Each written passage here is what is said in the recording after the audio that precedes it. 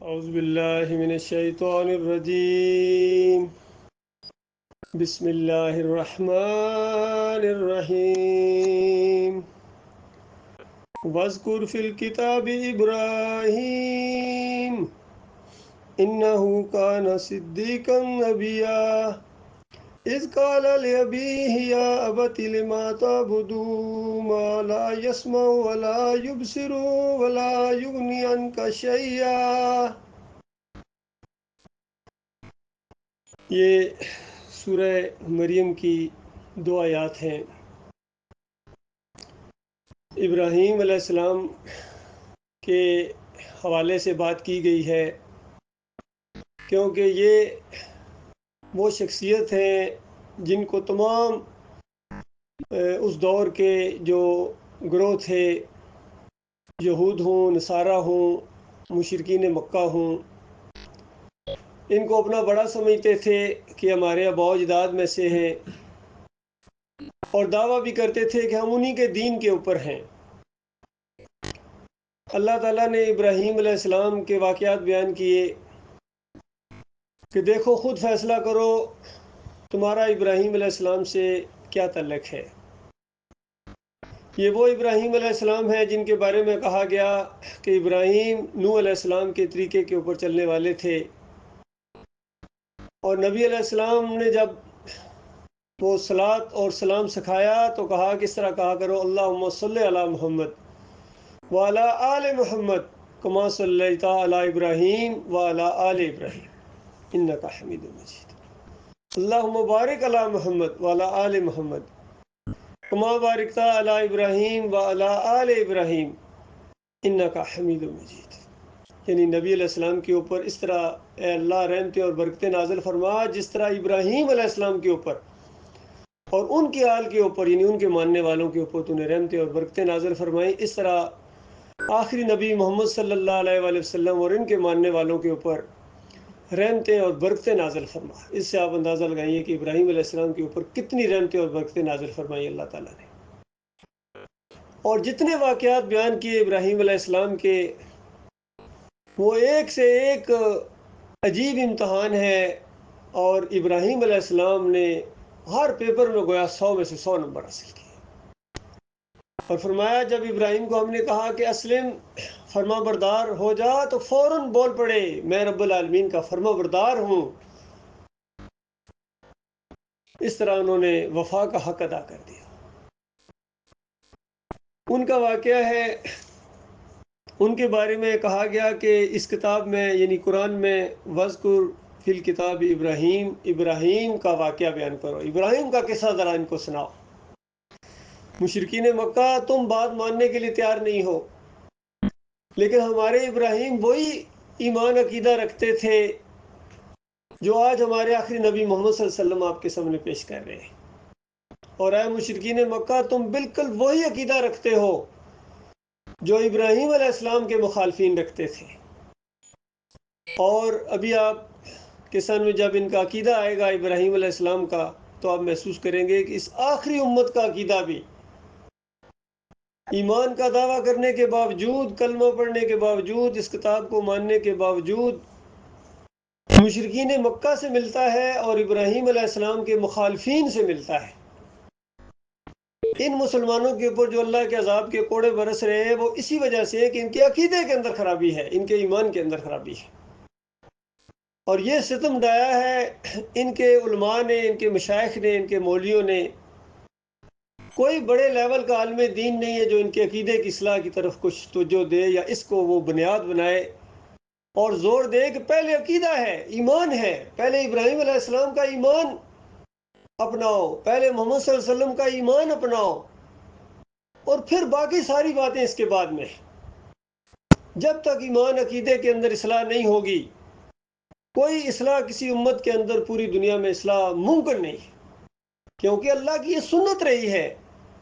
اللہ تعالیٰ نے اپنے انبیاء کے ذریعے جو اصلاح کرائی ہے انسانوں کی، وہ صحیح معنوں میں، اور پھر حدیث بھی آ گئی نبی علیہ السلام کی موطا امام مالک میں کہ میں اس طرح اصلاح کر رہا ہوں جس طرح پہلی قوموں کی اصلاح ہوئی ہے، یعنی پہلے انبیاء نے جس طرح اصلاح کی ہے، اور بعد میں جب کبھی اصلاح ہوگی اسی طریقے سے ہوگی جس طرح میں کر رہا ہوں۔ یہ بالکل بریکٹ کے اندر بند کر دیا کہ جو بھی کوئی دائی اٹھے گا، اصلاح کرنے والا اٹھے گا، اور صحیح معنوں میں اگر وہ اپنا خیر خواہ ہے، اپنی قوم کا خیر خواہ ہے، اپنے ملک کا خیر خواہ ہے، انسانیت کا خیر خواہ ہے، تو اس کو آغاز کرنا چاہیے اسی نقطے سے جس کا آغاز کیا تمام انبیاء نے۔ کہیں ایک آیت کے اندر اللہ تعالیٰ نے سورہ نحل میں بیان کر دیا، فرمایا وَلَقَدْ بَعَثْنَا فِي كُلِّ أُمَّةٍ رَسُولًا أَنِ اعْبُدُوا اللَّهَ وَاجْتَنِبُوا الطَّاغُوتَ، کہ ہم نے جس امت کے اندر، جہاں کہیں جس علاقے کے اندر، جس دور کے اندر ہم نے کوئی رسول مبعوث کیا ہے، تو اس نے اسی نقطے پر بات کا آغاز کیا کہ أَنِ اعْبُدُوا اللَّهَ وَاجْتَنِبُوا الطَّاغُوتَ، اللہ کی بندگی کرو، پہلے اللہ کے بندے تو بنو۔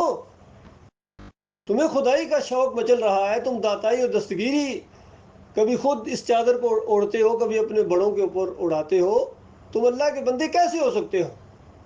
اولیاء اللہ کے بندو، پیغمبروں کے بندو، بادشاہوں کے بندو، رسم و رواج کے بندو، مال و دولت کے بندو، ملک اور قوم کے بندو، جب تک تم اللہ کے بندے نہیں بنو گے تمہارا کوئی معاملہ نہیں سدھر سکتا ہے۔ وہ نظام جو اللہ نے انسانوں کے لیے بنایا ہے وہ نظام چلے گا، وہ دین اسلام ہے، کیونکہ اللہ سے زیادہ کوئی نہیں جانتا ہے کہ کس کے کتنے حقوق ہیں اور کس کے کتنے فرائض ہیں، خواتین کے کتنے حقوق ہیں، رعایا کے کتنے حقوق ہیں، اور ان کے اوپر حکمرانوں کے، اولو الامر کے کیا حقوق ہیں۔ سب کو بیلنس رکھنا یہ اللہ کا کام ہے، انسان نہیں کر سکتا ہے۔ انسان کا جو بھی طبقہ یہ قوانین بنائے گا وہ اپنے مفادات کو آگے رکھے گا۔ اس لیے فرمایا کہ ابراہیم علیہ السلام کا ذکر کرو، انہو کان صدیقا نبیہ، بالکل سچے رسول تھے، اللہ کی طرف سے تھے۔ انہیں ایک ہوتا ہے اپنی طرف سے کوئی رسول ہونے کا دعویٰ کرے، جس طرح مسلمہ کذاب تھا، یا اس دور کا مرزا غلام احمد قادیانی ہے، یا جو صوفیوں نے دعوے کیے ہیں کبھی نبوت کے اور کبھی خدائی کے، ان کی بات نہیں ہو رہی ہے۔ بات ہو رہی ہے صدیقا نبیہ، بالکل سچے نبی، یعنی اللہ کی طرف سے مبعوث کیے گئے تھے، ان کو اللہ نے اپنا رسول بنایا، اور بالکل سچائی کے اوپر قائم تھے ابراہیم علیہ السلام۔ جب انہوں نے اذ قال لأبیہ یا ابتی لما تعبد، اے ابا جان، دعوت کا آغاز گھر سے کیا ہے، یہ نہیں کہ گھر والوں کو پتہ ہی کوئی نہیں اور دوسروں کو نصیحتیں کرنے کے لیے جا رہے ہیں۔ پہلے گھر سے، اپنے آپ سے، اپنے گھر والوں سے اصلاح کا آغاز ہوتا ہے۔ والد صاحب کو کہنے لگے کہ ابا جان کتنے ادب و احترام سے بات کر رہے ہیں، دیکھیے، لما تعبدوا ما لا يسمع ولا يبصر، بالکل شرک کی جڑ کے اوپر چوٹ ماری کہ ابا جان کیوں پوجتے پکارتے ہو ان کو، کیوں عبادت کرتے ہو، کیوں پیچھے جا رہے ہو، جو تمہاری سنتے ہی نہیں ہیں۔ پہلی بات تو یہ سنتے نہیں، یہ سننے کا عقیدہ گویا یہ شرک کی جڑ ہے۔ یہ جو شرک کی عمارت تعمیر ہوتی ہے، یہ شرک کا شجر خبیثہ، اس کی پہلی اینٹ جو بنیادی جڑ ہے یہ سننے کا عقیدہ ہے۔ اگر کسی کو پتہ چل جائے کہ میں جس کو پکار رہا ہوں وہ میری پکار کو نہیں سنتا ہے، وہ میرے حال سے واقف نہیں ہے، وہ کیوں پکارے گا؟ وہ اسی وجہ سے پکارتا ہے، اسی نقطے کے اوپر پکارتا ہے، اسی فلسفے کے اوپر پکارتا ہے کہ جب میں پکارتا ہوں تو میری پکار کو سنتے ہیں۔ پھر اس کے بعد آتا ہے دستگیری، مشکل کشائی، حاجت روائی تو بعد کی بات ہے۔ پہلی بات تو یہ کہ سنتے ہیں۔ اگر اس کو یہ معلوم ہو جائے کہ سنتے ہی نہیں ہیں تو داتائی، دستگیری اور مشکل کشائی اور حاجت روائی کی عمارت خود بخود گر جائے گی۔ اور پھر دوسری بات کہ دیکھتے ہیں، حاضر ناظر ہیں، جہاں بھی ہوتے ہیں ہمیں دیکھ لیتے ہیں۔ فرمایا نہ دیکھتے ہیں اور نہ سنتے ہیں، ولا یغنی عنک شیئا، اور تمہاری بال برابر کوئی تمہاری دستگیری نہیں کر سکتے، کوئی تمہارا کام نہیں کر سکتے۔ دیکھیے کس طرح ربط ہے نایات کے اندر، اس فلسفے کے اندر، کہ جب سنتے ہی نہیں ہیں تو پھر تو تم یہ امید لگا کے بیٹھے ہوئے ہو کہ یہ ہمارے نفع نقصان کے مالک ہیں، ہماری بگڑیاں بناتے ہیں، ہماری کھوٹی قسموں کو کھڑا کر دیتے ہیں، ہم جہاں بھی پکارے وہ پہنچتے ہیں، پہلے سے موجود ہوتے ہیں، کچھ کہتے ہیں پہلے سے موجود ہوتے ہیں، ہر جگہ حاضر ناظر ہیں، کچھ کہتے ہیں نہیں فوراً آ جاتے ہیں۔ اور اسی وجہ سے آج ہر مسلک کا آدمی، ہر دین کا جتنا ماننے والا ہے، وہ اپنے ان جھوٹے معبودوں کے بارے میں یہی عقیدہ رکھتے ہیں۔ یہ کرسچین ہے، عیسائی ہے، ان کا عیسیٰ علیہ السلام کے بارے میں یہی عقیدہ ہے کہ ہماری پکاروں کو سنتے ہیں، دیکھتے ہر لمحے وہ چوکنے ہوتے ہیں، دن کو پکارو رات کو پکارو، ان کو بھی نہ نیند نہ اونگ اللہ کی طرح ہوئے۔ یہودیوں کا بھی یہی عقیدہ ہے کہ عزیر علیہ السلام ان کی سنتے ہیں، پہنچتے ہیں۔ پھر اس آخری امت کا یہی ایمان عقیدہ ہے نبی علیہ السلام کے حوالے سے کہ دم دم پڑھو درود حضرت بھی ہے موجود، اور ہر جگہ حاضر ناظر ہے۔ دوسرے کہتے ہیں نہیں، ہر جگہ حاضر ناظر نہیں ہے، جب صلاۃ و سلام پڑھو تو آ جاتے ہیں۔ تیسرا گروہ کہتا ہے کہ نہیں، آتے نہیں ہیں، بس صرف قبر کے اوپر جا کے پڑھو وہاں سنتے ہیں، یہاں نہیں سنتے ہیں۔ تو سننے کا سب کا عقیدہ ہے، سننے کے اوپر ان کا اتحاد ہے، اتفاق ہے کہ یہ ہماری سنتے ہیں۔ یہی عقیدہ تھا ان مشرکین کا جو ابراہیم علیہ السلام کے مخالفین تھے، چاہے ان کا والد ہے، قریبی رشتہ دار ہیں، اسی طرح نبی علیہ السلام کے قریبی رشتہ دار ہیں، مخالفین ہو گئے ہیں، سگا چچا ہے، ایمان نہیں لا رہا ہے، ساتھ دے رہے ابو طالب لیکن ایمان نہیں لا رہے اس بات کے اوپر۔ اور ابو لہب تو بالکل مخالفین کی صف میں آگے آگے ہوتے تھے، انگارہ بنے ہوئے، پتھر اٹھاتا تھا، مارتا تھا، جھوٹا الزامات لگاتا تھا، جھوٹا ہے، جھوٹ بولتا ہے، ان کی باتوں میں نہ آنا، باپ دادا کے دین کی کھال اتار دے گا، تمہیں بے دین بنا دے گا۔ اندازہ لگائیے کس طریقے سے مخالفتیں ہوئی ہیں۔ اللہ تعالیٰ نے اسی قرآن کے اندر تمام رشتہ داریوں کا بھی ذکر کیا ہے۔ یہاں ابراہیم علیہ السلام کے والد کا ذکر ہے، پھر نوح علیہ السلام کی بیوی کا اور ان کے بیٹے کا ذکر ہے، پھر لوط علیہ السلام کی بیوی کا ذکر ہے۔ اس طریقے سے بتایا کہ دیکھو یہ دنیا کا معاملہ جس طرح چل رہا ہے، آخرت کا معاملہ اس طرح نہیں چلنے والا ہے۔ وہاں تو فیصلہ ہونا ہے عقیدے کے اوپر، نظریات کے اوپر، وہاں ساری رشتہ داریاں ختم ہو جائیں گی۔ کہیں فرمایا سارے کے سارے دوست وہاں آپس میں دشمن بن جائیں گے، الا المتقین، سوائے تقوی والوں کے۔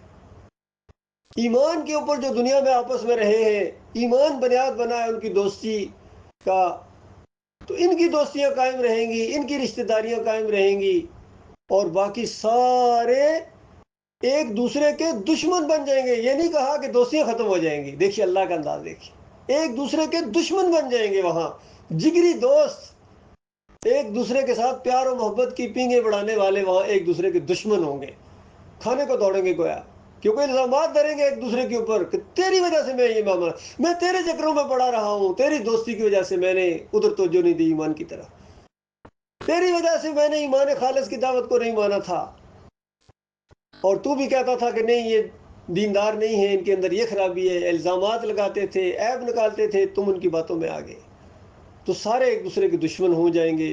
مرید اپنے پیروں کے دشمن بن جائیں گے، پیر اپنے مریدوں کے دشمن بن جائیں گے، ووٹر اپنے لیڈرز قائدین کے دشمن بن جائیں گے، جوان اپنے افسران کے دشمن بن جائیں گے، ساری دشمنیاں سامنے آ جائیں گی سوائے تقوی والوں کی۔ ایمانداروں کی دوستیاں وہاں قائم رہیں گی، کیونکہ ان کی دنیا میں بھی دوستیاں اللہ کی وجہ سے تھیں۔ اللہ اتنا غیور رب ہے جو اس کی وجہ سے دوستی کرے، اس کی وجہ سے محبت کرے، کوئی دنیاوی لالچ نہیں ہے، کوئی رشتہ داری نہیں ہے، کوئی کاروباری لین دین نہیں ہے، فائدہ نقصان نہیں، صرف اپنے مالک کی وجہ سے، یہ میرے مالک کا بندہ ہے، یہ میرے مالک کی بندگی کرنے والا ہے، اس وجہ سے آپس میں ان کی دوستیاں ہوتی ہیں۔ جس طرح اس کا الٹ کیا ہے، مشرکین دوستیاں کس طرح رکھتے ہیں، یہ جی ہمارا پیر بھائی ہے جی، جس پیر کی میں پنڈلیاں دباتا ہوں اس پیر کی یہ بھی پنڈلیاں دباتے ہیں، جس پیر کا میں مرید ہوں اس کا یہ بھی مرید ہے، لہذا پیر بھائی ہیں جی ہمارے آپس میں۔ اسی طرح نام رکھنے سے کچھ نہیں ہوتا، یہ ہمارے مومن بھائی ہیں جی، مومن بھائی ہیں جی، کیونکہ جس گھوڑے کی یہ پوجا کرتے ہیں مومن صاحب، اسی گھوڑے کی تو وہ بھی پوجا کرتے ہیں مومن صاحب۔ جس مومن صاحب جس چادر چڑھاتے ہیں جس قبر کے اوپر جا کے، دوسرے مومن صاحب بھی اسی قبر کے اوپر جا کے چادر چڑھاتے ہیں۔ عرس اور میلے کرتے ہیں، میلوں کے اندر اکٹھے جاتے ہیں، ساری ان کی خوشیاں غمیاں اسی شرک اور کفر کے گرد گھومتی ہیں۔ جس امام صاحب کے پیچھے میں نماز پڑھتا ہوں اسی کے پیچھے یہ بھی پڑھتے ہیں، ہمارے امام صاحب کے پیچھے پڑھنے والے یہ جی ہیں، ہمارے آپس میں دیندار ہیں جی، یہ جی بریلوی ہیں جی، یہ بھی ہمارے مسلکی بھائی ہیں۔ آپس میں ان کی دوستیاں بریلیت کی وجہ سے، کسی کی دیوبندیت کی وجہ سے، کسی کی اہل حدیثیت کی وجہ سے ہے، اور کسی کی صوفیت کی وجہ سے، صوفیہ کے ماننے والے ہیں جی، یہ ساری دوستیاں اس دن دشمنیوں کے اندر بدلی ہو جائیں گی، لانتیں بھیجیں گے ایک دوسرے کے اوپر، اور اللہ سے کہیں گے یا اللہ اس کو میرے قریب کر، میں اس کو پاؤں کے نیچے رون دوں، اس نے ایمان کی دولت آنے کے بعد مجھ سے اسے دور کر دیا تھا۔ اور بے ایمان اگر کبھی براہ راست مخاطب ہوگا، تو نہ ہوتا تو میں مومن ہوتا، تیری وجہ سے میں اس ایمان عقیدے کی بات کو میں نے اہمیت نہیں دی، اس کے اندر سنجیدگی نہیں لایا۔ عوام کے اوپر لانتیں بھیجیں گے، عوام کی وجہ سے عوام ناراض ہو جائے گی، ووٹ کون دے گا ان کو اگر ایمان عقیدے کی بات کر دیں گے؟ اگر کہہ دیں گے کہ یہ مزار نہیں ہونا چاہیے، بھاٹی کے اندر مزار نہیں ہونا چاہیے، آج کل پرسوں یہ اگلے ہفتے میں ڈاکٹر ذاکر نائک تشریف لا رہے ہیں پاکستان کے اندر، میں دیکھوں گا کیا وہ بولیں گے کہ بھاٹی میں مزار نہیں ہونا چاہیے، مزار بنانا اسلام کے خلاف ہے؟ بر امام کو نہیں ہونا چاہیے، اس کی مزار کو گراؤ۔ پاکستانیوں، جب تک تم مزار نہیں گراؤ گے تم مسلمان نہیں ہو۔ بریلویت کے اندر شرک ہے، دیوبندیت کے اندر شرک ہے، اہل حدیثیت کے اندر شرک ہے، اجرت لینا جائز نہیں ہے۔ یہ وہ مسائل ہیں جو ان کی فیلڈ ہی نہیں ہے، گویا یہ ان کا موضوع ہی نہیں ہے۔ ایک حضرت سے میں نے بات کہتی نہیں وہ اس کا یہ موضوع، میں کہا ہاں بالکل صحیح کہا آپ نے، ان کا ایمان عقیدہ موضوع ہی نہیں ہے، اندازہ لگائیے، کیونکہ عوام ناراض ہو جاتی ہے۔ بڑی بڑی یونیورسٹیوں میں دعوت کون دے گا لیکچر دینے کے لیے؟ تم یہ ذرا یہ لیکچر دو نا۔ نبی علیہ السلام تو ایک لیکچر دینے گئے تھے وہاں طائف کے اندر، تو وہاں سے پتھروں کی برسات ہوئی تھی، آگے سے پتھر مار مار کے لہو لہان کر دیا تھا۔ سب سے زیادہ اخلاق والے نے، سب سے زیادہ علم والے نے، اور سب سے زیادہ انسانیت کے خیرخواہ نے وہاں جا کے ایمان عقیدے کی دعوت دی، تو اس کے بعد وہاں پھولوں کے ہار نہیں پہنائے گئے تھے، تالیاں نہیں بجائی تھی طائف والوں نے، مکہ والوں سے بھی زیادہ مخالفتیں کی تھیں، اور مکہ والوں نے بھی وہاں سے نکال دیا۔ ہر بندہ مکہ میں رہ سکتا ہے، کتے بلی اور خچر رہ سکتے ہیں، لیکن محمد رسول اللہ صلی اللہ علیہ وسلم اور آپ کے ساتھی نہیں رہ سکتے۔ جو بھی ان کا ساتھ دے گا، حمایت کرے گا ان کی، بس وہ بھی دشمنی کو گویا دعوت دے گا۔ یہ ایسی دعوت ہے، ایمان عقیدے کی دعوت ہے، توحید کی دعوت ہے، یہ صوفیوں والی دعوت نہیں ہے کہ دائیں طرف نگاہ اٹھائے 90,000 کو مسلمان کر دیا حضرت نے پھونک مار کے، نگاہ مرد مومن سے بدل جاتی ہے تک، ایسے ایسے شعر انہوں نے۔ لیکن قرآن کی جب دعوت سامنے آتی ہے تو پتہ چلتا ہے یہ تو جہاں ہی اور ہے۔ انبیاء کی دعوت کھری دعوت ہے، توحید کی دعوت ہے، رد شرک کی دعوت ہے، کھول کھول کے بتایا کہ ابا جان کیوں پوچھتے پکارتے ہو جو تمہاری سنتے ہی نہیں ہیں، نہیں سنتے ہیں۔ آج کہتے ہیں سماع موتا کا مسئلہ مختلفیہ ہے، اختلافی مسئلہ ہے جی، صحابہ اکرام سے اختلاف چلا آ رہا ہے۔ اندازہ لگائیے غلام اللہ جیسا آدمی اپنی تفسیر میں یہ لکھتے ہیں اختلافی مسئلہ۔ اچھا، کچھ صحابہ کہتے تھے کہ سنتے ہیں، کچھ کہتے تھے نہیں سنتے، اندازہ لگائیے۔ مردے اور سنتے، اندازہ لگائیے، اس طرح ان کی مت ماری گئی۔ مردہ تو ہوتا ہی وہ ہے جو سنے نہ ہو، سویا ہوا نہیں سنتا ہے، اگر زندہ بھی ہو تو وہ مرا ہوا کیسے سنے گا؟ لیکن ان کا عقیدہ ہے، سب کا عقیدہ ہے، بریلویوں کا عقیدہ ہے، دیوبندیوں کا عقیدہ ہے، اہل حدیثوں کا عقیدہ ہے، مردے سنتے ہیں جی۔ اچھا، ابراہیم علیہ السلام نے اس جڑ کے اوپر چوٹ ماری کہ جو سنتے نہیں ہیں، دیکھتے نہیں ہیں، تمہارے نفع نقصان کے مالک نہیں ہیں، شیعہ یعنی معمولی سا بھی کوئی کام نہیں کر سکتے ہیں۔ یا ابتی انی قد جاءنی من العلم، ابا جان میرے پاس ایک علم آیا ہے، یہ علمی چیز ہے کہ مردے نہیں سنتے ہیں۔ جس طرح مورتیاں نہیں سنتی ہیں، بت نہیں سنتے ہیں، اسی طرح یہ گنبد والے نہیں سنتے ہیں، قبر والے نہیں سنتے ہیں، مرنے والے نہیں سنتے ہیں، بالکل اسی طرح، بالکل برابر کا معاملہ ہے۔ اور جس طرح مورتیوں کے سامنے جھکنا شرک ہے، اسی طرح قبروں کے سامنے جھکنا، ان کے اوپر چادریں چڑھانا، عرس اور میلے کرنا، یہ شرک ہے۔ یہ امت مسلمہ کے اندر یہ قبر پرستی کا شرک اسی طریقے سے آ گئے جس طرح قوم نوح کے اندر تھا۔ پہلی قوم جو مشرک گزری ہے 5 دن پاک کی پجاری، نام آئے ہیں سورہ نوح کے اندر۔ 5 اولیاء اللہ کو، سچے مومنوں کو پوجتے تھے، پکارتے تھے، ان کے مرنے کے بعد قبروں کے ساتھ وہی کچھ کرتے تھے جو آج ہماری قوم ہے قبر کے ساتھ جو معاملہ کر رہی ہے۔ اگر یقین نہیں آتا اپنی آنکھوں سے جا کر دیکھو، باٹی چوک لاہور میں جا کے دیکھو کیا ہو رہا ہے۔ جب اس کے عرس کا موقع آتا ہے تو ایسا وہاں ماحول بن جاتا ہے جو کسی دور میں مکے میں بھی نہیں تھا، اتنا بڑا ہجوم ہوتا ہے، ہر شہر سے ڈالیاں آ رہی ہیں، جلوس آ رہے ہیں، مرید آ رہے ہیں، آ کے ڈھول بجا رہے ہیں، چمٹے بجا رہے ہیں۔ یہ مسلمان قوم ہے۔ بریمام جا کر دیکھو، اسلام آباد میں پڑھے لکھے لوگوں کا شہر ہے، وہاں جا کے کس طرح ایمان اور عقیدے کا مذاق اڑایا جا رہا ہے۔ عبداللہ شاہ غازی جا کر دیکھو، محی الدین چشتی کے مزار پر جا کر دیکھو، بغداد میں جا کر دیکھو، مدینے میں جا کر دیکھو، ہر جگہ خلقت ہے قبر پرستی کے شرک کے اندر مبتلا ہوگی۔ ہندو اپنی مورتی کو کھڑا کر کے پوجتا ہے، یہ اپنی مورتی کو لٹا کے پوجتے ہیں۔ وہ وہاں پھیرے لگاتا ہے اور یہ یہاں طواف کرتے ہیں۔ وہ بھجن گاتا ہے، یہ قوالی کہتے ہیں۔ وہ پرشاد بانٹتا ہے، یہ نیاز بانٹتے ہیں۔ کوئی فرق بتاؤ اللہ کے بندو؟ اسی وجہ سے آج پوری زمین کے اوپر یہ جو افراتفری ہے، نفرتیں ہیں، جنگیں ہیں، یہ اللہ کے عذاب کے کوڑے ہیں جو رکنے کا نام نہیں لے رہا، بڑھتے جا رہے ہیں، اسی شرک کی وجہ سے ہے۔ اور سارے کے سارے جتنے امت مسلمہ کے علماء ہیں، ان کی تقریریں، آپ آج سوشل میڈیا کا دور ہے، اپنی آنکھوں سے دیکھو ان کے ویڈیوز کو، ان کی تقریروں کو سنو، تو کوئی ایک بھی ایسا نہیں ہے جو خالص توحید بیان کرتا ہو۔ اگر کسی نے توحید بیان کی ہے تو شرک ملا کے کی ہے۔ ڈاکٹر اسرار جیسا آدمی کہتا ہے کہ دیکھو وحدت الوجود جو ہے، ساری کائنات ایک ہی ذات کا حصہ ہے، اور یہ جو نیک لوگ ہوتے ہیں یہ مرنے کے بعد ملائکہ کے اندر شامل ہو کے کاروبار دنیا چلاتے ہیں، اور دلیل دیتے ہیں کہ شاہ ولی اللہ صاحب نے حجت اللہ البالغہ کے اندر لکھا ہے۔ اور اندازہ لگائیے، ساتھ یہ بھی کہتے ہیں کہ یہ فلسفہ مجھے قرآن و حدیث سے نہیں ملا کہیں، لیکن شاہ صاحب کی بات کو بھی تو جھٹلایا نہیں جا سکتا۔ انداز ذرا دیکھیے، یعنی قرآن کو جھٹلایا جا سکتا ہے، گویا شاہ صاحب کی بات کو جھٹلایا نہیں جا سکتا۔ محمود الحسن صاحب تفسیر شبیر احمد عثمانی کے پہلے صفحے کے اوپر لکھتے ہیں، ایاک نعبد و ایاک نستعین، جو توحید کی آیت ہے، اس کو شرک کے اندر بدلی کر دیا۔ انہوں نے کہا کہ اللہ کے نیک بندوں کو، مقبول بندوں کو خالص واسطہ رحمت الہی سمجھ کر اگر ان کو بھی پکارا جائے، اللہ کے نیک بندوں کو پکارا جائے، تو یہ بھی ایاک نعبد و ایاک نستعین کے اندر آتا ہے۔ بتاؤ، ساری توحید ختم، پہلے صفحے کے اوپر شرک اور کفر کو بیان کر کے بتاؤ پورا قرآن کس طرح آپ کو سمجھ آئے گا؟ پہلے صفحے کے اوپر آپ نے شرک کے اندر بدلی کر دیا، کڑاکے کی توحید کی آیت کو۔ شبیر احمد عثمانی نے اسی کو آگے بڑھایا۔ آج دن تک اسی مشرکانہ تفسیر کو گلے سے لگائے ہوئے تقی عثمانی ہوں یا رفیع عثمانی ہوں یا آج کے طارق جمیل ہوں، طاہر القادری ہوں، سارے کے سارے اسی تفسیر کو، اسی عقیدے کو پروموٹ کرتے ہیں۔ حتیٰ کہ علی انجینئر صاحب کہتے ہیں کہ مدد کے لیے صرف نہیں پکارنا چاہیے، باقی پکارنا بالکل جائز ہے، لبیک یا رسول اللہ پکارو، لبیک یا حسین پکارو، کوئی فرق نہیں پڑتا اس سے۔ اندازہ لگائیے۔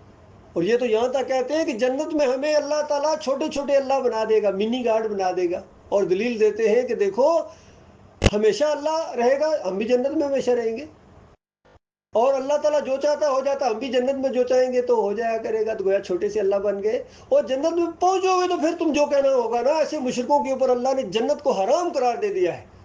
انہ من یشرک باللہ فقد حرم اللہ علیہ الجنہ، جس نے اللہ کے ساتھ شرک کیا اور اسی کے اوپر اس کی موت آ گئی، انہی کو پکارتے پکارتے، کفر و شرک اور حق و باطل کو ملاتے ملاتے اگر کسی کی موت آ گئی، تو پکی اور آخری بات یہ ہے کہ ان سارے نمک حرام غداروں کے اوپر اللہ تعالیٰ نے جنت کو حرام قرار دے دیا ہے۔ سارے شرک کو ساتھ لے کے چلتے ہیں، ایسا ان کو توحید سے، ایمان خالص سے ان کو ایسی چڑ ہے، کہیں نہ کہیں آ کے ایمان کے اندر وہ شرک جب تک ملائے نا، ان کو بالکل جیسا کھانے کے اندر اگر تھوڑا سا نمک نہ ڈالا جائے تو اس کے بعد مزہ نہیں آتا، ان کو مزہ ہی نہیں آتا جب تک شرک کو نہ ملائیں توحید کے اندر۔ یہ معاملہ اللہ کے بندو، اللہ بڑا غیور رب ہے۔ اس نے ایسے نہیں ابراہیم علیہ السلام کو اپنا خلیل بنایا تھا، کیونکہ ابراہیم علیہ السلام کے ساتھ ہے ما کان من المشرکین، ہر جگہ جہاں ان کی تعریف کی ہے اللہ تعالیٰ نے، ساتھ کہا کہ شرک کا ایک دبا بھی اس بندے کے اوپر، وفادار بندے کے اوپر نہیں تھا جو اللہ کے ساتھ اس طرح وفا کا حق ادا کر گیا اس میں۔ اسی طریقے پر چلنے والے نبی علیہ السلام تھے، اور صحابہ کرام نے یہ انداز اختیار کیا ہے اللہ کے بندوں۔ تب یہ خیر آئی ہے جو آج سے 1500 سال پہلے جو مدینہ ریاست قائم ہوئی ہے، وہ ان بنیادوں کے اوپر قائم ہوئی ہے۔ مدینہ ریاست، نظام مصطفیٰ، یہ ہے نظام مصطفیٰ۔ آج ہمارے نظام مصطفیٰ کا نام لینے والے کوئی حلوہ بنتا جا کے قبروں کے اوپر، اور دوسرے مدینہ ریاست قائم کرنے کا دعویٰ کرنے والے جا کے شکرگند کے مزار کے اوپر جا کے لیٹ جاتے ہیں، سجدہ کرتے ہیں، وہاں سجدہ کہتے ہیں سجدہ نہیں کیا تھا، بوسہ دیا تھا، چوکھٹ کو جا کے بوسہ دیا تھا، تو پوزیشن تو وہی بن گئی۔ کیا صحابہ کرام نے کبھی نبی علیہ السلام کی چوکھٹ پر جا کے بوسہ دیا ہے؟ اور کل میں نے سنا علی انجینئر کا رو رو کے اندازہ ان کا رونے کا انداز بھی ذاکروں سے بھی آگے چلا گیا، چاہے طارق جمیل ہو چاہے یہ علی انجینئر، رو رو کے کہہ رہا ہے بس قیامت کے دن اللہ سے میں صرف ایک سوال کروں گا، ایک گزارش کروں گا اللہ سے کہ یا اللہ مجھے بس اتنی اجازت دے دیجئے کہ میں نبی علیہ السلام کے پاؤں کو جا کے بوسہ دوں۔ اندازہ لگائیے، کیا زندگی میں بھی کسی نے بوسہ دیا جا کے؟ پاؤں کو جا کے بوسہ، قدم بوسی کرنا، یہی تو شرک ہے۔ ان کے دماغوں کے اندر شرک ہے اللہ کے بندہ۔ تم جنت میں پہنچو گے تو بوسہ دینا نا، سوال کرنا۔ جنت تو حرام کر دی، جنت کے دروازے نہیں کھولے جائیں گے کافروں اور مشرکوں کے لیے۔ فرمایا ان کا جنت میں جانا اتنا ناممکن ہے شرک کرنے والوں کے ساتھ، یا شرک کے ساتھ ساتھ بات کرنے والوں کے ساتھ، یا شرک کرنے والوں کو اپنا امام کہتا ہے میں ان کے پیچھے نمازیں پڑھتا ہوں۔ یہ خوبی بیان کر رہا ہے اپنی علی جی نے، ان کا شرک بھی واضح کرتا ہے، کھول کھول کے ان کا شرک بھی بیان کرتا ہے، پھر کہتا ہے میں انہی مشرکوں کے پیچھے نمازیں پڑھتا ہوں، میں چندے دیتا ہوں ان کو۔ تو انہی مشرکوں کو چندے دینے والوں اور انہی مشرکوں کے پیچھے نمازیں پڑھنے والوں کے اوپر اللہ نے جنت کو حرام قرار دے دیا ہے۔ فرمایا جنت میں ان کا جانا اتنا ناممکن ہے جتنا سوئی کے ناکے سے اونٹ گزار دو۔ یہ ناممکن کے لیے بولا جاتا تھا عرب کے اندر اس انداز سے، تاکہ بالکل یقین آ جائے تمہیں اور مومنوں کو بھی یقین آ جائے کہ جب تک یہ ایمان خالص نہیں کریں گے، کفر بالطاغوت نہیں کریں گے، جب تک شرک سے بیزاری کا اعلان نہیں کریں گے، یہ مومن نہیں ہے، تو خالص ایمان اختیار کرو اللہ کے بندو، ورنہ یہ انجام آپ کے سامنے آئے گا جو ابراہیم علیہ السلام اپنے والد کے لیے بول رہے ہیں۔ تم کیا چیز سگے والد کو کہہ رہے ہیں کہ ابا جان میرے پاس وہ علم آیا جو آپ تک نہیں پہنچا ہے، ما لم یاتی کا فتبینی، میری پیروی کرو، میری بات مانو، آدیا کا صراط سویہ، بالکل آپ کو سیدھا راستہ بتاؤں گا۔ یا ابتی، اے ابا جان، لا تعبد الشیطان، شیطان کی بندگی نہ کرو، یہ شیطان کی بندگی ہے، شرک سارا کا سارا شیطان کی بندگی ہے۔ یاد رکھیے دو ہی بندگیاں ہیں، ایک اللہ کی بندگی ہے اور ایک شیطان کی بندگی ہے۔ سورہ یاسین کے اندر فرمایا جب یہ گروہ در گروہ آج تو تانا دیتے ہیں کتنے ہیں آپ کے ساتھ، اتنی زیادہ، باقی سارے اس طرح حیران ہو کے کہتے ہیں سارے ہی، آپ تو کسی کو بھی نہیں چھوڑتے۔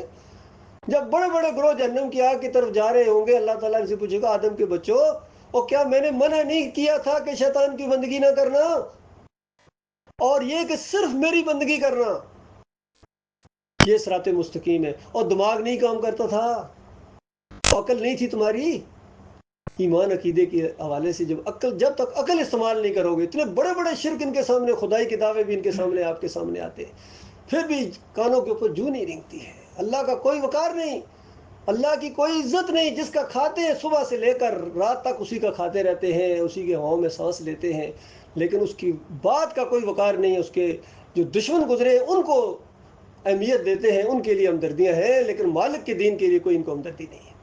سب کے اندر یقین کیجئے، ایک کو میں نے سنا ہے، وہ طارق مسعود ہوں، وہ طارق جمیل ہوں، طارق القادری ہوں، آج کے فضل الرحمان ہوں، جتنے بھی ہیں کہیں نہ کہیں سے شرک کے ساتھ ان کے رابطے ہیں اور انہی کو پروموٹ کرتے ہیں۔ یہ شیطان کی بندگی ہے۔ ان الشیطان کان للرحمن عصیا، اور شیطان ابلیس جو ہے یہ اللہ کا بڑا نافرمان ہے۔ یا ابت انی اخاف، اے ابا جان مجھے خوف ہے، یعنی مجھے اندیشہ ہے، آپ کے طرز عمل سے ہی مجھے محسوس ہو رہا ہے، کوئی غیب کی بات نہیں ہے، مجھے یہ محسوس ہو رہا ہے جو آج آپ آگے سے بحثیں کرتے ہیں، نہیں بات مانتے ہیں، لیکن مجھے ایسا لگتا ہے یمسک عذاب من الرحمن، کہ رحمان کے عذاب کی لپیٹ میں آ جائیں گے، فتکون للشیطان ولیا، اور شیطان کے دوست بن جائیں گے، شیطان کے ساتھی بن جائیں گے۔ آپ اندازہ لگائیں کتنی پیار اور محبت کی دعوت تھی، اس کس انداز سے دلائل کے ساتھ دعوت دی گئی ہے۔ اب ذرا والد صاحب کا جواب سنیے، قال اراغب انت عن آلیاتی یا ابراہیم، ابراہیم میرے معبودوں سے برگشتہ ہو گیا، بزرگوں کو چھوڑ دیا تو نے، اتنے بڑے بڑے، اندازہ لگائیے آج بھی ان کا جب سب کفر و شرک لایا، جب یہ اتنے بڑے بڑے علماء ہیں، اتنے بڑے بڑے علماء نہیں جانتے تھے، بس تم زیادہ جان گئے ہو، وہ بالکل نہیں جانتے تھے، اگر جانتے ہوتے تو کبھی نہ اس طرح کے دعوے کرتے۔ انہوں نے قرآن سے پھیرا ہے امت کو۔ کتنی سادہ بات میں نے آپ کو مثال آپ کے سامنے دی ہے محمود الحسن کی، کتنی سادہ آیت کا اس نے مذاق اڑایا، کتنی توحید کی آیت کو شرک کے اندر بدلی کر دی ہے۔ اب بھی کہو گے وہ زیادہ جانتے تھے، نہیں جانتے تھے قرآن کو، اگر قرآن کو جانتے ہوتے کبھی نہ کہتے کہ اللہ کے بندوں کو پکارنا اللہ ہی کو پکارنا ہے۔ بتاؤ یا رسول اللہ مدد کہنا، یا علی مدد کہنا، یہ یا اللہ مدد کیسے ہو گیا؟ اتنی سادہ سی بات نہیں سمجھ میں آ رہی؟ کہتے ان کو نہیں سمجھ آئی تھی، نہیں سمجھ آئی تھی، ان کے دماغ کے اوپر شیطان سوار تھا، کیونکہ مخلص نہیں تھے، مولوی تھے، دین کو بگاڑا ہے انہوں نے، رہنمائی نہیں کی، یہ ٹھگ تھے، انہوں نے راستہ روکا ہے جب تک ان کا کفر نہ کیا جائے۔ کہ اللہ آپ سے اتنا بھی مطالبہ نہ کرے کہ آپ کہیں اللہ کی بات سچی اور ان مولویوں کی بات جھوٹی، بس اتنی سی بات، اس کو کفر بالطاغوت کہتے ہیں۔ تم ان مولویوں کو اپنا امام مانتے ہو، لیڈر مانتے ہو، اپنا مشاہیر مانتے ہو، رہنما مانتے ہو، کہ انہوں نے راہ دکھائی ہے، ہزار سال سے کتابیں ان کی بغلوں میں دبائے پھر رہے ہو۔ کشف المحجوب ہے جی، یہ نسخہ کیمیا ہے جی، یہ بنیاد الطالبین ہے جی، یہ حجت اللہ البالغہ ہے جی. اچھا ایسی ایسی کتابیں. جب دوسرے نے دکھایا کہ یہ رہنمائی نہیں، یہ راستہ روکا ہے انہوں نے اللہ کے دین کا راستہ روکا ہوا، یہ روڑے ہیں راستے میں، جب تک ان روڑوں کو پیچھے نہیں ہٹاؤ گے کوئی خیر نہیں آ سکتی امت کے. جتنی مرضی پلاننگ کرو تمہاری ذلت اور خواری بڑھتی چلی جائے گی. اور بالفرض کسی خطے میں تمہیں اللہ نے آرام و سکون دے بھی دیا تو مرنے کے ساتھ آگ میں اتر جاؤ گے. آج کتنے مثالیں دنیا میں موجود ہیں، کتنے ایسے خوشحال ملک ہیں، ان کے لیڈر ہیں منہ بھر بھر کر اللہ کو گالیاں دیتے ہیں شرک کے ساتھ. بتاؤ مرتے جا رہے ہیں، کہاں جا رہے ہیں؟ سیدھے آگ میں. یہ شیطان کے ساتھی بن جاؤ گے، یاد رکھنا. اور والد صاحب کہتے ہیں کہ اگر تو باز نہ آئے تو بتائیے، دھمکیاں دے رہا ہے کہ اگر باز نہ آیا ابراہیم تو اس کے بعد میں تمہیں پتھر ماروں گا، اگر تو باز نہ آیا سنسار کر دوں گا. والد صاحب کہہ رہے ہیں باپ کی شفقت ختم ہو جاتی ہے ایمان خالص کی دعوت دینے سے. یہ وہ دعوت ہے، یہ نہیں کہ آپ کے گلے میں ہار ڈالے جائیں گے. اس دعوت کے لیے تیار ہو جاؤ میرے بھائی. جو سورہ الممتنہ کے اندر کہا کہ جو جنت چاہتا ہے، جو آخرت چاہتا ہے، اس کو تو ابراہیم علیہ السلام کا طریقہ اختیار کرنا پڑے گا. اور نبی علیہ السلام کو حکم دیا ابراہیم کا طریقہ اختیار کرو. بتائیے تب مکے میں وہ کھلبلی مچی تھی اللہ کے بندوں، تب ہجرتیں کرنا پڑی تھی. ورنہ سب سے زیادہ اخلاق والے نے، سب سے زیادہ عزت والے نے، سب سے زیادہ سمجھدار اور سب سے زیادہ قوم کے خیر خواہ نے، صادق اور امین نے جب یہ توحید کی دعوت اٹھائی تھی. کبھی یہ سوچو کیوں نکالے گئے تھے، کیوں علاقے سے کیوں نکلے، کیا معاملہ کیا تھا؟ وہ سارے کہتے تھے ہم آپ کو بادشاہ ماننے کے لیے تیار ہیں، دولت اتنی آپ کو دیں گے کہ آپ ہم میں سب سے زیادہ امیر ہو جائیں گے. لیکن یہ بات نہ کہیں کہ لات منات حبل کچھ نہیں کر سکتے ہیں. ان کے پاس کچھ نہیں، ان مزاروں کے پاس، ان مندروں کے پاس، ان مورتیوں کے پاس، اور ان کے پاس کچھ بھی نہیں ہے. نفع نقصان کے مالک نہیں. یہ سنتے نہیں ہیں مزار والے، دربار والے، یہ نہیں سنتے ہیں. ہرا گنبد ہو یا پیلا گنبد ہو یا سبز گنبد ہو، نہیں سنتے ہیں. سننے کا عقیدہ شرک ہے. سورہ فاتر کے اندر کہا وَيَوْمَ الْقِيَامَةِ يَكْفُرُونَ بِشِرْكِكُمْ، قیامت کے دن تمہارے شرک کا انکار کر دیں گے. سننے کے بارے میں کہا گیا ہے، کیونکہ وہ کہتے تھے سنتے ہیں، کہا گیا نہیں سنتے، کہتے تھے سنتے ہیں. اس کا جواب دیا گیا کہ بالفرض سن بھی لیں، تمہاری پکار کا جواب نہیں دے سکتے، اور قیامت کے دن تمہارے اس شرک کا یعنی سننے کے عقیدے کا انکار کر دیں گے، تمہیں کافر قرار دیں گے، تمہارے دشمن بن جائیں گے. اس حد تک بتایا گیا اللہ کے بندوں. اس لیے غور کرو، ایمان خالص کی دعوت ہے، اس کا ساتھ دو میرے بھائیوں. یہ بریلویت کی دعوت نہیں ہے، نہ دیوبندیت کی دعوت ہے، نہ اہل حدیثیت کی دعوت ہے، نہ پیری مریدی کی دعوت ہے، نہ یہ کوئی سیاسی ووٹوں کا معاملہ ہے. مانو گے اپنا بھلا کرو گے. یہ انسانیت کی خیر خواہی کی دعوت ہے. اور اللہ تعالیٰ نے یہ ذمہ داری لگائی ہے اپنے مومن بندوں کی کہ دیکھو یہ بات دوسروں تک پہنچاؤ، کیونکہ کل قیامت کے دن ان کے خلاف بڑا زبردست مقدمہ قائم ہونے والا ہے. اور یہ وہاں کہیں گے ہم مشرک نہیں تھے، ہم شرک نہیں کرتے تھے. اس وقت یہ گواہیاں پیش کی جائیں گی، تمہاری باتیں ساری سامنے عدالت کے اندر جب ان کے سامنے رکھی جائیں گی، ویڈیوز چلائے جائیں گے گویا، تو اس کے بعد ان کے منہ بند ہو جائیں گے، منہ پر ٹھپا لگا دیا جائے گا. پھر ان کے ہاتھ گواہی دیں گے، ان کی پاؤں گواہی دیں گے، ان کی جلد گواہی دیں گی کہ ہم شرک کیا کرتے تھے. اس کے بعد ان کو جہنم کی آگ کے اندر دھکیل دیا جائے گا ہمیشہ ہمیشہ کے لیے. چیخیں گے، چلائیں گے، خون اور پیپ کی وادیاں ہوں گی وہاں، اور گلے کے اندر توق پڑا ہوا، زنجیریں 70 گز فرشتوں کے ہاتھ میں ہوں گی. کبھی ایک وادی میں گھسیٹیں گے، کبھی دوسری وادی میں گھسیٹیں گے. اور بچھو اور بڑے بڑے مگرمچھ اور بڑے بڑے وہاں سانپ ان کا چہرے کے اوپر ڈسیں گے. اندازہ لگے یہ ہمیشہ ہمیشہ کے لیے ہونے والا ہے میرے پیارے بھائیوں. یہ حقیقت ہے. قرآن کو پڑھو اللہ کے بندو، الحمدللہ سے لے کر والناس تک یہی مسئلہ ہے. اور اگر یہ توحید کی دعوت نہیں اٹھاؤ گے، ایمان کی دعوت نہیں اٹھاؤ گے، اس کو مسئلہ نمبر 1 نہیں بناؤ گے اپنی زندگی کا، تو اللہ تعالیٰ تمہیں عذاب دے گا، اور تم ان جنتوں سے محروم رہ جاؤ گے جو جنتیں اللہ نے اپنے بندوں کے لیے بنا کے رکھی ہوئی ہیں، جن کی وسعت زمین اور آسمان جتنی ہے، جن کے اوپر ایسے ایسے محلات ہیں کہ جنت کی زمین سے 60 میل اونچی اندازہ لگائی ہے اللہ تعالیٰ نے، ایک ایک موتی سے تراشے ہوئے محلات. اور وہاں سونے کے کنگن پہنائے جائیں گے، جوانی ہمیشہ کی جوانی ہوگی، کھانے ایسے ایسے کہ جو بڑے بڑے لوگوں نے دیکھے نہیں، اور ہمیشہ ہمیشہ کے لیے. اور یہ معاملہ زیادہ دور نہیں ہے، مرنے کے ساتھ یہ معاملہ شروع ہو جائے گا. اور کوئی پتہ نہیں، کسی کے 1 منٹ بعد موت آ جائے، 1 گھنٹے بعد موت آ جائے. یہ فیصلہ اگر آپ نے نہیں کیا اپنی زندگی کا، ایک بہترین فیصلہ کہ اللہ تعالیٰ کو اپنے ایمان کو سیریس لینا ہے، اس کو نمبر 2 مسئلہ نہیں بنانا ہے، پارٹ ٹائم جاب نہیں ہے یہ تمہاری زندگی کا نمبر 1 مسئلہ ہونا چاہیے. باقی سارے مسئلے اسی کتابیں ہیں. اللہ تعالیٰ روزی دینے والا ہے، وہ رزق دینے والا ہے، سب کچھ وہ کرنے والا ہے. اگر آج اللہ کی طرف خالص ہو کے کوئی جماعت اس طرح بن جائے اللہ تعالیٰ بڑی طاقت والا ہے، بڑی قوت والا ہے، اور اگر یہ غالب نہ بھی آئے کامیاب یہی ہونے والے ہیں، یقین کیجیے اللہ کے اس امتحان میں کامیاب ہو جائیں گے۔ اللہ تعالیٰ ایسے لوگوں کے اندر شامل رکھے۔ وقول کو لہٰذا استغفر اللہ لی و لکم والسائر۔